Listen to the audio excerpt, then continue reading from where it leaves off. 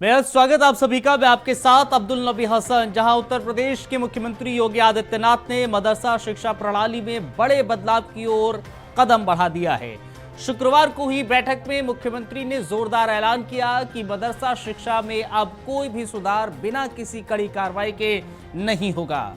उन्होंने साफ शब्दों में कहा है कि नई शिक्षा नीति 2020 के तहत मदरसों का पाठ्यक्रम बदलने की जरूरत है और हम इसे लागू करने में कोई समय बर्बाद नहीं करेंगे। लेकिन यहां ड्रामा की शुरुआत तब होती है जब मुख्यमंत्री ने मदरसा शिक्षकों की चयन प्रक्रिया को पारदर्शी बनाने की बात की। एक समिति बनाई जाएगी जो मदरसा शिक्षा में बड़े बदलावों की रिपोर्ट तैयार करेगी। लेकिन क्या यह समिति अपने मिशन में सफल हो पाएगी? क्या यह मुद्दा भी दबकर रह जाएगा? सीएम ने मदरसा बोर्ड की परीक्षाओं में घटती संख्या पर चिंता जाहिर की है। जहां 2016 में 4,22,627 छात्र परीक्षा में बैठे थे, तो वहीं 2025 में यह संख्या घटकर केवल 88,082 की रह गई। इसके बाद एक सस्पेंस बना जब सीएम ने यह भी कहा कि सर्वोच्च न्यायालय का फैसला हमारे लिए चुनौती है, लेकिन हम इसे पार कर दिखाएंगे। सिर्फ इतना ही नहीं, मदरसा पोर्टल की ऑनलाइन कार्यप्रणाली में भी नई तकनीक और शिक्षा सुधारों का जो असर दिखेगा वो पूरी शिक्षा व्यवस्था को बदलने वाला साबित हो सकता है। आखिरकार क्या यह कदम सच में शिक्षा प्रणाली को सही दिशा दे पाएगा या फिर किसी बड़े ड्रामे का यह हिस्सा होगा?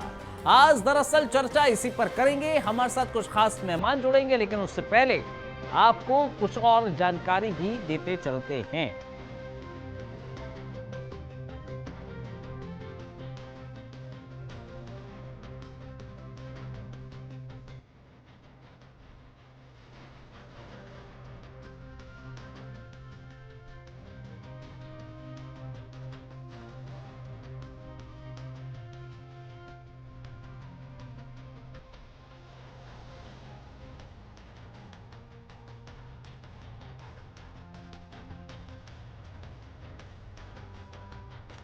जाहिर तौर पर इन सब मसलों को लेकर रिफॉर्म, दरअसल मदरसा एजुकेशन में रिफॉर्म की शुरुआत होना शुरू हो गई है।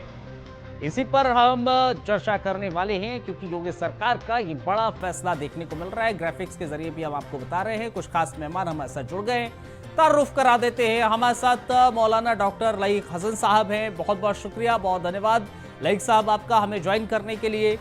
और इसके अलावा नवीन शर्मा साहब हैं, भारतीय जनता पार्टी का पक्ष रखने के लिए हमारे साथ हैं। बहुत बहुत धन्यवाद, बहुत शुक्रिया आपका भी नवीन साहब। और दारा सिंह यादव साहब हैं, समाजवादी पार्टी का पक्ष रखने के लिए। बहुत बहुत धन्यवाद, बहुत शुक्रिया दारा सिंह यादव साहब आपका भी हमारे साथ ज्वाइन करने के लिए। जरा बताइए नवीन शर्मा कि जो फैसला लिया गया है, क्या बदलाव होगा इससे? कितना बदलेगा? मदरसे की एजुकेशन शिक्षा किस तरह से बदल जाएगी? नमस्कार, प्रणाम सभी साथी प्रवक्ताओं को भी नमस्कार।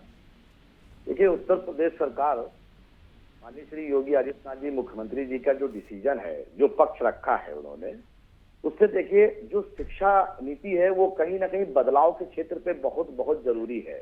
खासकर अल्पसंख्यक परिवारों के लिए जिनके बच्चे इंजीनियर, डॉक्टर्स बनने की उम्मीदों पर बहुत तत्पर लागू रहते हैं, मगर उनको सुविधाएं नहीं मिल पाती मूल रूप से। तो उसके लिए एक निगरानी कमेटी होती है, समिति होती है जो सरकार की तरफ से गठित की जाए, जिसके अंतर्गत जो मदरसों में जो शिक्षा दी जा रही है उन मदरसों में क्या चीजें कमी आ रही हैं, जिसके तहत अल्पसंख्यक परिवार और हमारे मुस्लिम भाइयों के बच्चों को जो सही तालीम दी जाए, उस तालीमों में क्या क्या कमियां आ रही हैं जो मदरसों में नहीं पूरी हो पा रही हैं। फंड्स भी जाते हैं, नजर भी जाती है, मगर उसी कमेटी को ध्यान में रखते हुए उत्तर प्रदेश सरकार ने सराहना माननीय मुख्यमंत्री जी के द्वारा ये कदम उठाने का काम किया है। इससे कहीं ना कहीं बहुत फायदा होगा उन बच्चों को जिनकी तालीमों में क्या फायदा बहुत होगा? बेहतर। क्या फायदा होगा? देखिए, सबसे पहले तो एक चीज आप मान के चलिए कि उत्तर प्रदेश के अंदर जो मदरसे बोर्ड है उसमें कहीं ना कहीं बहुत सी चीजें सरकारें लागू करती हैं जो उनको नहीं मिल पाती हैं। आज भी आप देख लीजिए, बहुत से मदरसों में कंप्यूटर नहीं मिलेंगे आपको, जो कि कहीं ना कहीं पढ़ना जरूरी है। आज भी बहुत से ऐसे मदरसे हैं जहां पर आप तालीम जो उनको दी जा रही है उससे बेहतर वो पा सकते हैं। अब कहीं ना कहीं ये सरकार ने कदम उठाया तो मुझे लगता है हमारे मौलाना साहब भी हैं, उन्हें भी बड़ा सराहना होगा माननीय मुख्यमंत्री जी के लिए। मौलाना डॉक्टर लईक हसन साहब, मौलाना साहब, क्या लगता है कि जो मदरसे हैं, चल रहे हैं, वर्षों से चल रहे हैं, सालों से चल रहे हैं, मदरसों की शिक्षा को लेकर लगातार सवाल उठते रहे हैं, क्या वाकई में अभी भी वैसी ही शिक्षा प्रणाली मदरसों के भीतर है जिसको योगी सरकार बदलने की कोशिश कर रही है? कह रही है कि वहां पर जो भी एजुकेशन हो रही है, जो भी पढ़ाई हो रही है, वो दरअसल उनकी एक तरीके से विकास विकसित नहीं कर पा रही है जो बच्चे हैं उनको। क्या वाकई में ऐसी स्थिति बनी है और जरूरत है मदरसों को बदलने की शिक्षा प्रणाली?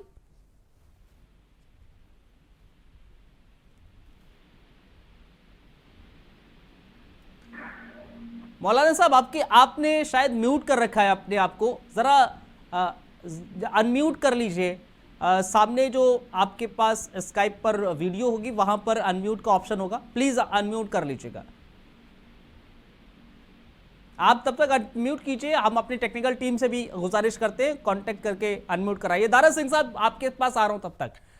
जरा बताइए, आपको क्या लगता है कि जरूरत थी और उस जरूरत के हिसाब से योगी सरकार ने ये एक्शन लिया है और इससे बदलाव होगी शिक्षा प्रणाली में, होगा? जी, सबसे पहले तो इंडिया वॉइस को जय भीम, जय समाजवाद, जय जोहार। देखिए, भारतीय जनता पार्टी का काम है नफरत फैलाना और लॉलीपॉप देना। ये आसान है इनका।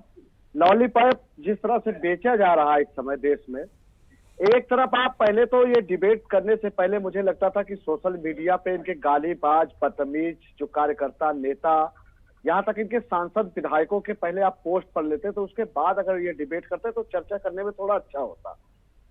एक नंबर के बदतमीज अगर हैं तो भारतीय जनता पार्टी में, बहन बेटियों को गाली देने वाले कोई है तो भारतीय जनता पार्टी में। अभी ये कह रहे थे मुसलमान भाई, अरे कल तक तो तुम कटुल्ले बोल रहे थे, आप सब्जी वाले का तो पैजामा खोल के चेक कर रहे थे, और आज क्या हो गया एकदम से उत्तर प्रदेश के मुख्यमंत्री जी को ऐसा क्या आ गया कि मदरसा को ईंट न दे रहे हैं? तो कहीं ना कहीं बिहार में चुनाव है, उसके बाद आप तो देख ही रहे कि उत्तर प्रदेश में इनका किस तरह से लोकसभा चुनाव में हारे, और जो नीति इनके पास गई थी, जो लिस्ट गई थी, उससे इनको पता चल चुका है कि ये किस धारा में कैसे बहते हैं। मैं पूछना चाहता हूँ नवीन शर्मा जी, पहले तो जो विद्यालय बने हैं उनमें तो व्यवस्थाएं पूरी कर दो, जो मदरसे बने हैं उनमें तो व्यवस्थाएं पूरी कर दो, और सबसे बड़ी बात यह कि जब डबल इंजन की सरकार है, जो ये आप जहर और नफरत बोए हो इसको ही खत्म कर दो। दारा सिंह साहब, क्या लगता नहीं आपको? नहीं, ठीक है, मैं आप सवाल कीजिएगा, रुकिए जरा, मैं काउंटर कर रहा हूँ ना, एक सवाल है मेरा। मेरा सिर्फ एक सवाल है। मेरा सवाल ये है कि क्या आपको लगता नहीं है, ठीक है, आपने तमाम लोगों का जिक्र करा, सोशल मीडिया का जिक्र कर लिया, ठीक है, आपका हक है, आप कर सकते हैं बात। मेरा पॉइंट सिर्फ ये है कि क्या इससे बदलाव नहीं आएगा? क्या जरूरत नहीं है ऐसी व्यवस्था को बदलने की?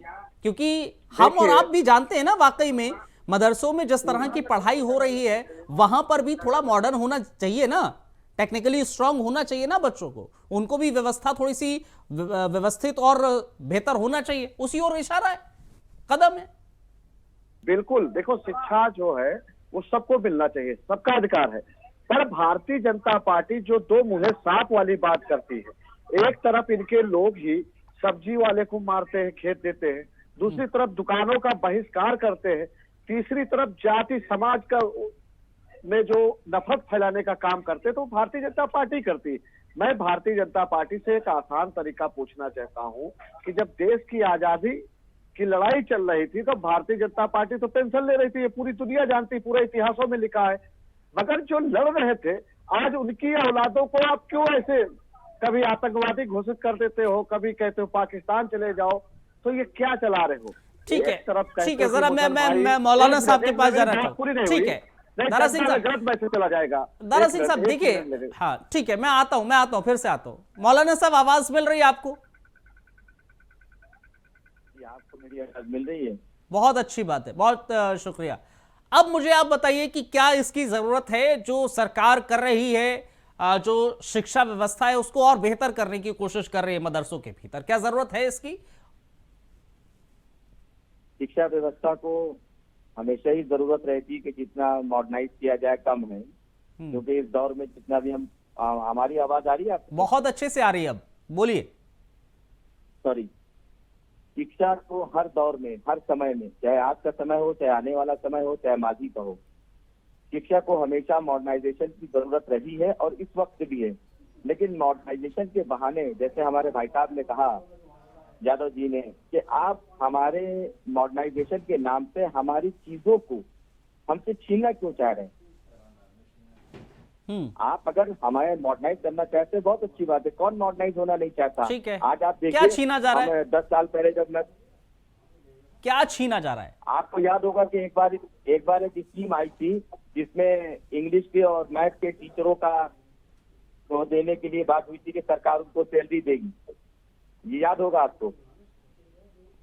हाँ हाँ। उस जमाने में मैं स्टूडेंट था, मैं ग्रेजुएशन कर रहा था लखनऊ यूनिवर्सिटी से। तो 2 स्कूल हमारे अंडरटेकिंग में चलते थे। जब मैं मदरसों के लिए उनके पास गया कि हमारे यहाँ 3 टीचर अपॉइंट कर दीजिए, हाँ। तो वहाँ की जो प्रणाली थी वो देखने में कुछ और थी और कार्य प्रणाली कुछ और थी। वहाँ पर उन लोगों को अनुदान दिया जा रहा था जिनके स्कूल में 10 बच्चे नहीं थे, जिनके मदरसे में 10 बच्चे नहीं थे, उनको तो अनुदान दिया जा रहा था। और जिनके यहाँ 100-150 बच्चे थे, उनको नहीं दिया जा रहा था। ठीक है। ये काम सरकारी तंत्र कर रहा था। ठीक, स्कीम बनी, बहुत अच्छी बात है। ठीक है। नवीन शर्मा साहब, जवाब दे दीजिए जरा इनका। मौलाना साहब कह रहे, देखिए ठीक है, मॉडर्नाइजेशन होना जरूरी है, मॉडर्न होना जरूरी है, टेक्निकली स्ट्रांग होना जरूरी है, बहुत अच्छा कदम है, लेकिन जमीनी स्तर पर ऐसा होता नहीं है वाकई में।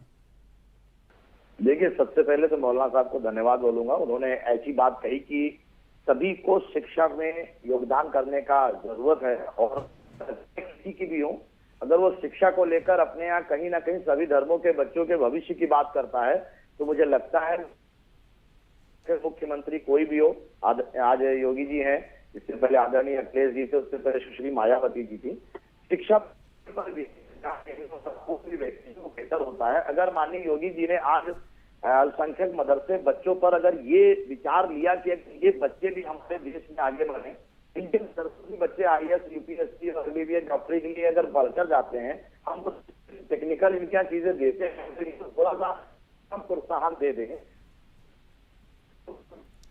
नहीं नवीन भाई, सवाल दरअसल ये है कि भाई जो मदरसे, मान लीजिए एक मदरसा जहां 10 बच्चे पढ़ रहे हैं, उनको अनुदान दे दिया गया, उनको वहां पर पैसा चला गया, लेकिन जहां 100 बच्चे पढ़ रहे हैं वो खाली हाथ है, वो कहां से करेंगे? वो मौलाना साहब सवाल कर रहे हैं।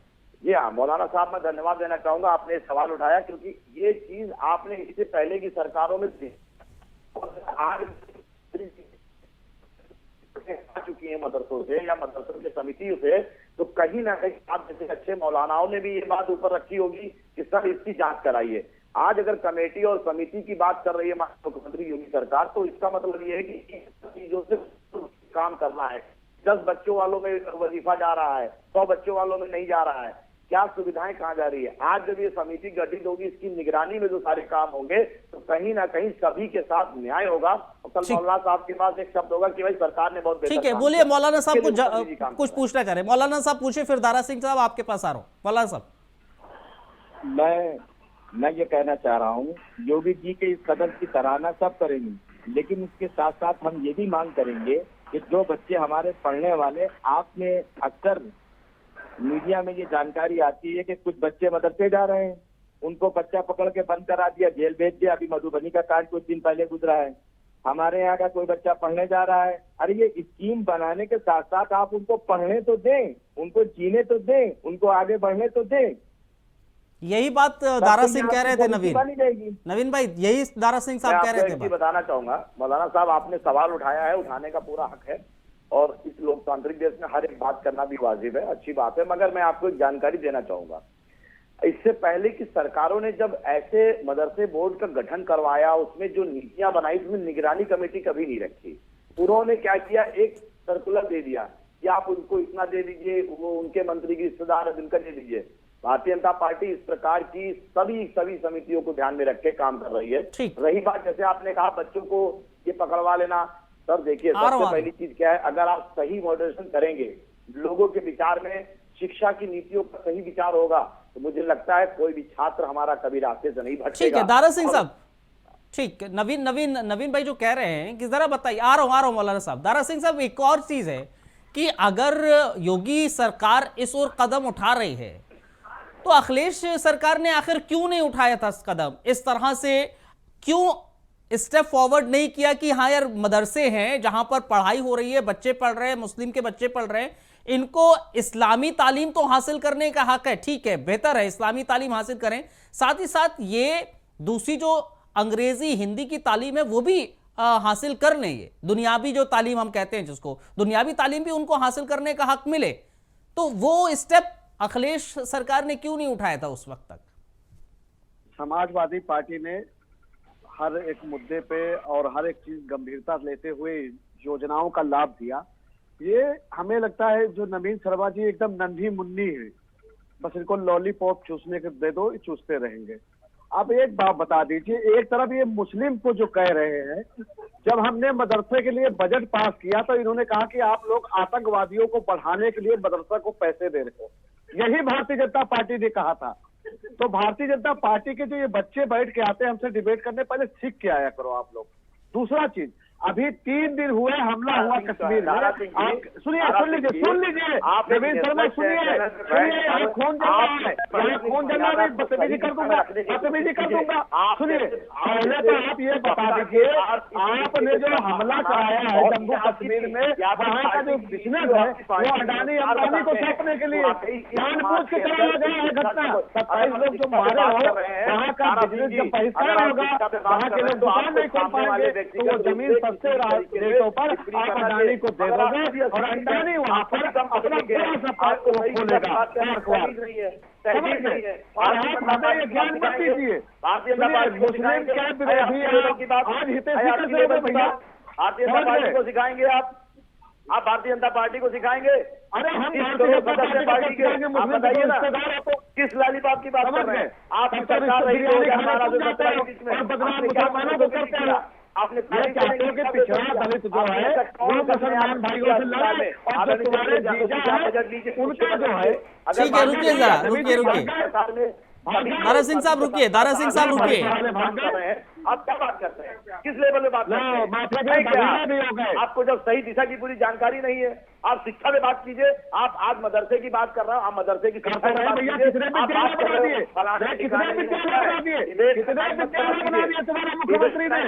मुख्यमंत्री ने फर्जी मुख्यमंत्री कितने बना दिए,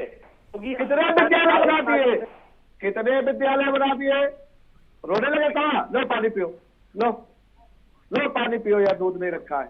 भारतीय जनता पार्टी देखिए नफरत फैलाना चाहती है देश के अंदर, वो हिंदू मुस्लिम करना चाहती है। आप एक बात बता दीजिए, आज मुस्लिम की याद क्यों आई? जिस मुस्लिम को तुम आतंकवादी घोषित कर रहे थे, जिनको सब्जी नहीं बेचने, नहीं रुकिए ना, दारा सिंह साहब रुकिए, मौलाना साहब कुछ कहना चाह रहे थे। नवीन भाई रुकिए जरा, नवीन भाई रुकिए। दारा सिंह साहब, एक और मेरा भी सवाल है भाई, कौन है ऐसा मुस्लिम जिसको आतंकवादी करार दे रहे? अभी जो हम इसीलिए अभी जो पहलगाम में हुआ, ठीक है, वो उसके बाद तो हर कोई गुस्से में है, हर किसी ने कहा है कि भाई ऐसे लोगों को तो सजा मिलनी चाहिए। लेकिन मौलाना साहब आप कुछ नहीं, ठीक है, मौलाना साहब बोलिए जरा, मौलाना साहब बोलिए क्या कहना चाह रहे हैं? ठीक है, दारा सिंह साहब बोलिए जरा। ये मैं कह रहा था, देखिए मुस्लिम को आपने कहा था कि इसलिए सोशल मीडिया पहले आप खोल लीजिए, ये पैसों पर रख रखे हैं, अकाउंट चलाते हुए आते हैं, उनसे मुस्लिम को बदनाम कराते हैं। अब आप बता दीजिए, अयोध्या में एक धमकी हुई थी 2024 दारा सिंह साहब, ठीक है, वो मुस्लिम को बदनाम करते हैं। दारा सिंह साहब, अखिलेश यादव समाजवादी पार्टी ने मुस्लिमों के लिए क्या कर लिया? मुझे बता दीजिए ना सर, मुझे बता दीजिए। अरे दारा सिंह साहब बता दीजिए ना, अखिलेश यादव ने, समाजवादी पार्टी ने मुस्लिमों के लिए क्या कर लिया? मदरसों के लिए क्या कर दिया? जब सरकार में थे तो क्या कर लिया मदरसों के लिए? सर समझा दीजिए, बता दीजिए। अरे जब बोलने लोगे तभी तो बोलेंगे ना। आप आज के चक्कर में भारतीय जनता पार्टी की वाहवाही कराए थे।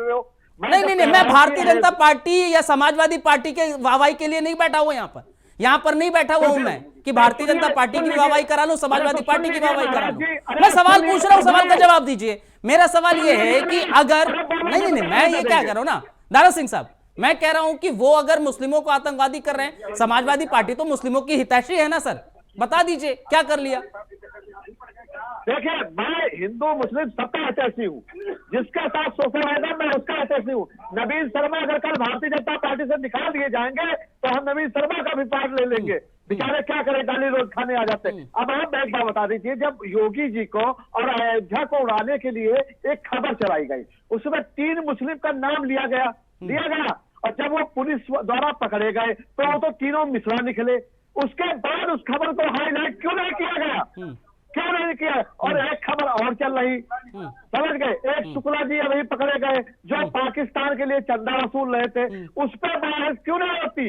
बहस उस चीजें पर क्यों करते हो जिससे मुस्लिम, मतलब आप ये कह रहे हैं कि आपके मुताबिक मीडिया खबर चलाए। आप ये कहना चाह रहे हैं ना कि जो दारा सिंह साहब कहें, जो समाजवादी पार्टी कहे कि भैया वो वाली खबर चलाओ, वो खबर क्यों नहीं चलाई आपने? हम वो चला लें, हम वो वाली दिखा दें खबर, हम वो बता दें कि हाँ भैया समाजवादी पार्टी ये वाली खबर कह रही है। अरे ये वाली खबर दिखाओ, समाजवादी पार्टी नहीं बोल रहा भाई, अरे समाजवादी पार्टी बोल रही है ये वाली खबर क्यों नहीं दिखाई, वो खबर दिखाओ। आप ये कह रहे हैं क्या? आप ये कह रहे हैं? अरे नहीं, आप तो यही कह रहे हैं ना। आप ये कहते हैं देश में सबसे, ठीक है, मौलाना साहब ज्वाइन हो गए। मौलाना साहब को सवाल करना चाह रहे थे। मौलाना साहब के पास जाइए। मौलाना साहब बोलिए। मैं ये कहना चाह रहा हूँ, मेरी आवाज आ रही है आप तक? बहुत अच्छे से आ रही है, बोलिए। मैं ये कहना चाह रहा था कि 2012 की जो समाजवादी सरकार थी, जिसमें आपके मीडिया के आंकड़े थे कि मुस्लिम ने 53% समाजवादी पार्टी को वोट किया था, अगर मैं गलत नहीं हूं तो। जी बोलिए। अब आप ये बताइए, यादव जी हमारे बैठे हैं, दारा सिंह यादव जी, लखनऊ में 52 थानों में कौन सा थाना ऐसा था जहां पे मिश्रा और ठाकुर थे? हमें उन थानों के नाम बता दिए। लखनऊ के अंदर 52 थाने थे।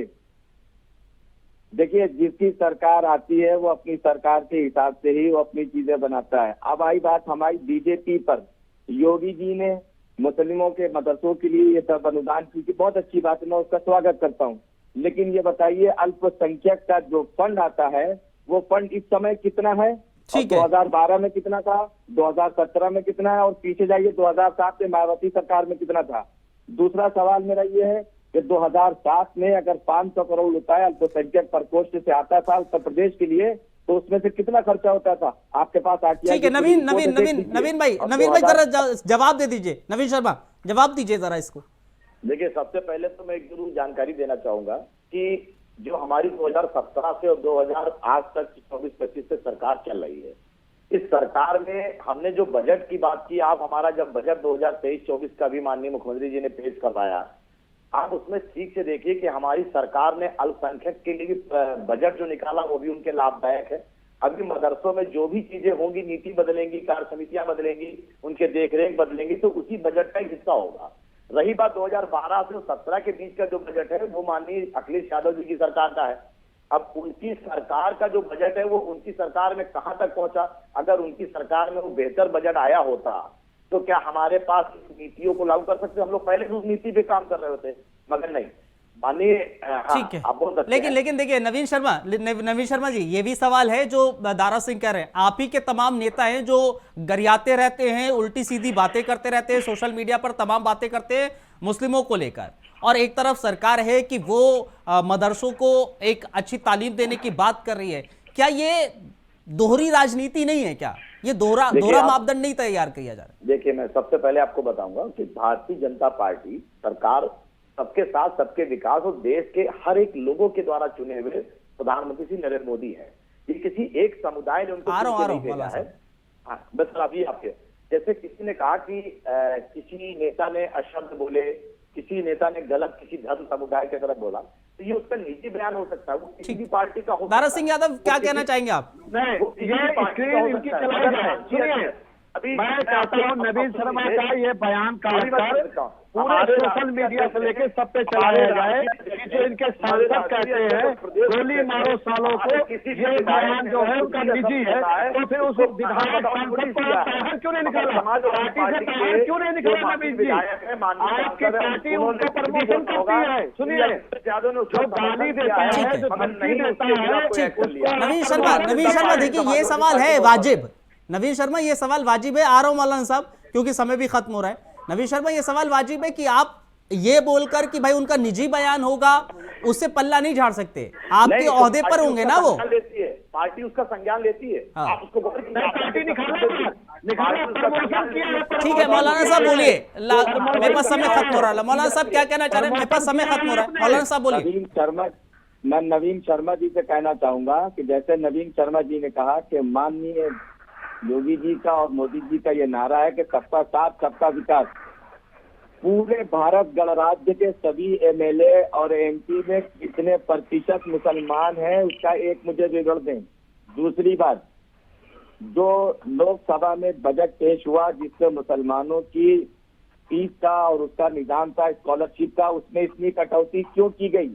तीसरी बात, उत्तर प्रदेश का जो अल्पसंख्यक का बजट है उसमें आपको पेश करना एक अलग बात है। मैं कह दूं 1000 करोड़ मैंने दे दिया, हमको ये बताइए कि खर्चा कितना हुआ और वापस कितना ये गया। जाहिर तौर पर ये वाजिब सवाल है। 30 सेकंड के अंदर कंप्लीट करो। कीजिएगा नवीन जी, क्योंकि समय खत्म हो रहा है। 30 सेकंड के अंदर कंप्लीट देखिए, कीजिए। सबसे पहले मैं बताना चाहूंगा, अगर आज माननीय योगी जी को उत्तर प्रदेश सरकार में मदरसों के लिए किसी भी तरह की तरह से निगरानी समिति का गठन किया गया, उस पर जानकारी रखी गई है, तो जो बजट उत्तर प्रदेश का सबसे बेहतर आया है अल्पसंख्यक परिवार के लिए। और जैसे कि आप बोलते हैं कि हमारी, लेकिन पॉइंट ये है ना नवीन शर्मा, सवाल ये है कि आया बजट लेकिन उतरा कितना, जमीन पर कितना, उतना कितना खर्च हुआ। देखिए, बहरहाल बहुत बहुत जमीन पे शुक्रिया उतार- सर, बहुत बहुत जमीन पे शुक्रिया उतारने नवीन के शर्मा, लिए आपका बहुत बहुत कहा, धन्यवाद। वो दारा योगी सिंह साहब तारीफ बहुत बहुत करेगी। शुक्रिया। मौलाना साहब आपका भी बहुत बहुत शुक्रिया, बहुत धन्यवाद आप तीनों का हमें ज्वाइन करने के लिए, हमारे साथ इस का हिस्सा बनने के लिए। जाहिर तौर पर ये चीजें देखने वाली बात है, लेकिन मदरसों पर अब योगी सख्त नजर आ रहे हैं, उनके फैसले सख्त नजर आ रहे हैं। एक छोटा सा ब्रेक ले रहे हैं, ब्रेक के उस पार खबरों का सिलसिला जारी है, बने रहिए आप इंडिया वॉइस के साथ। शुक्रिया।